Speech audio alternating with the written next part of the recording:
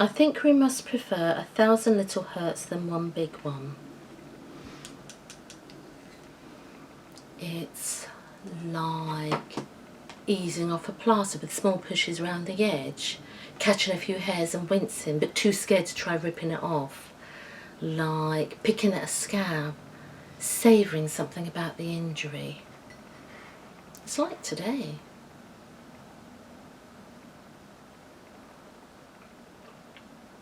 I've pulled her prom dress from the wardrobe.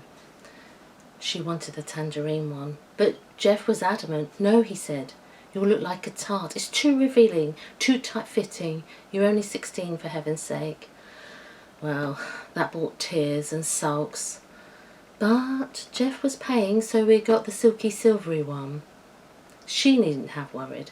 She'd look sensational in anything. I wasn't that blessed when I was her age.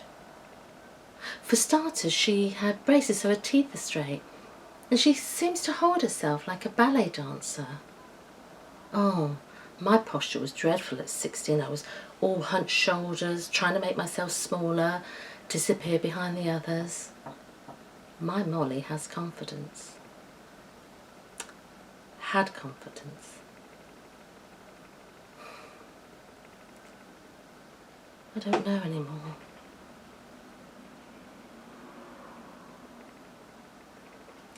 Sitting down here, I knew I wanted to make myself cry again. Getting the prom dress out was a deliberate act of provocation. To make myself weep. That these tears might be the ones that get me all cried out. The tears that will enable me to move on somehow.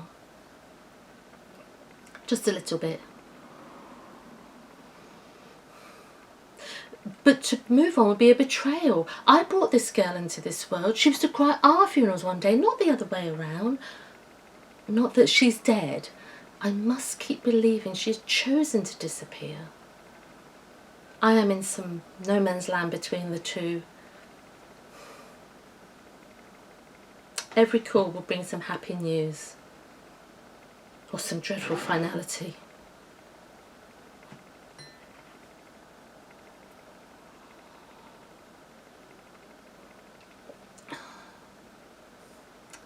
I really should clean the windows. I couldn't do much when the papers were on the doorsteps, with their cameras and overlapping questions. They are not your friends, even though you pray that their stories and reports will bring her back.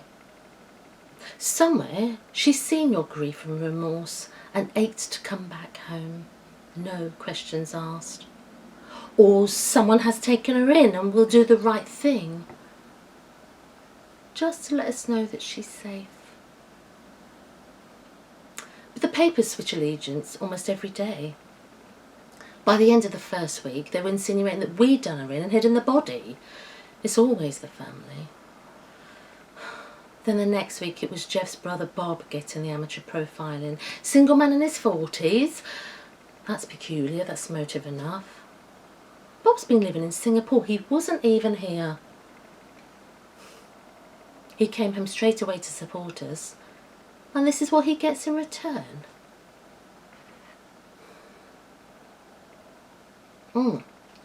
The day a body was found in Amersham, I think we've walked the dog over there once or twice.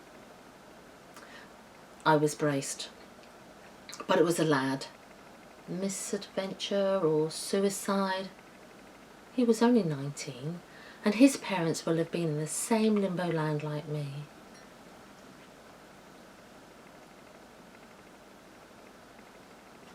We've still got a support officer, but resources are stretched and it's been a while, so we've got to carry on alone. We have to accept that people can't keep looking.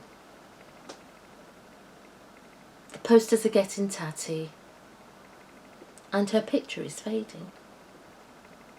We can't expect people to care. But at night, I ache for her.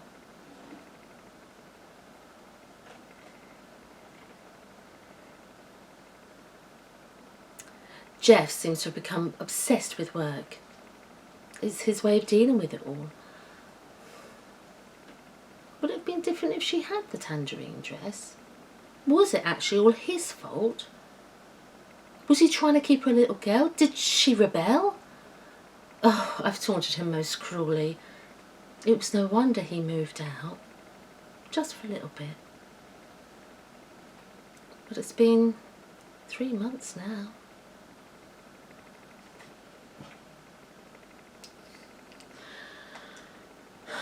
What is it about a pain that makes it so bittersweet? You push and poke at it to cause a deeper wound, infecting it. But it is irresistible.